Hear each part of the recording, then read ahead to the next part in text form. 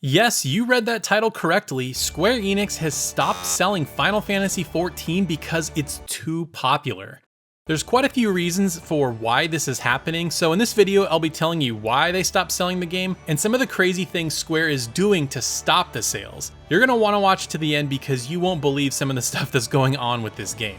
So the first question is, why is it so popular right now? Why is this game so popular that they have to stop selling it? Well, of course, they just released a brand new expansion, Endwalker. Now this expansion is the end of the current story saga, and apparently it's just really good. The Metacritic score right now is at 90, with the audience score at 9.5. You almost never see scores this high and this aligned, so this is pretty rare. And also on OpenCritic, it has a 93 score with 100% of critics recommending it. Yes, 100%. You almost never see that. And by the way, if this was considered a real game and not an expansion, it would be the highest reviewed game of the year.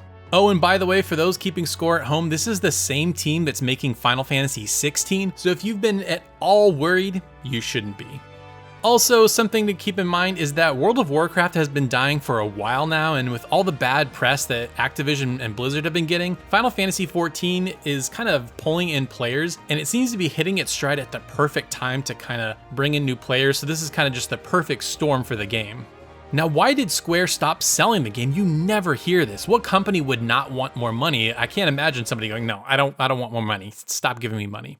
Well, the biggest reason is server congestion and long queue times. People have been playing the game for hours and hours on end, and so many new players are coming in that people can't get into play, and they don't have the server load to account for all these players. I've had friends that I've seen on Twitter, people talking on Discord, that the queue lines are thousands of players long, so sometimes you're waiting like hours in line just to play the game.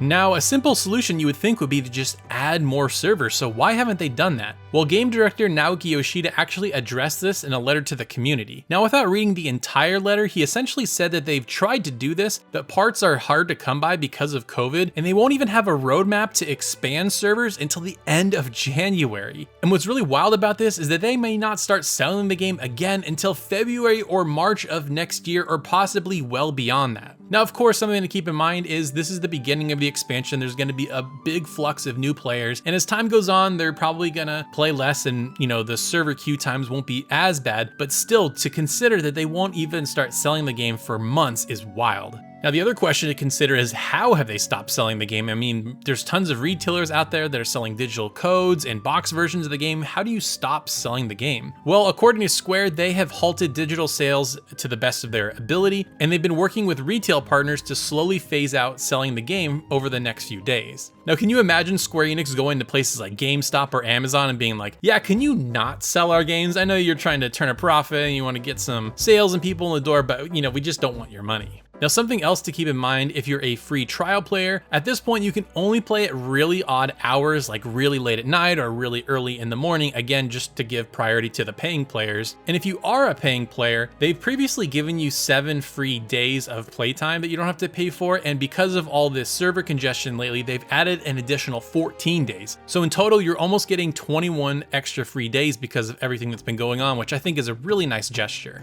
Now, if you actually own the game already and have some of the expansions, they did say that you can continue to buy the rest of the expansions no problem and keep playing the game. They're really only halting sales for brand new players that have never played it at all for the very first time.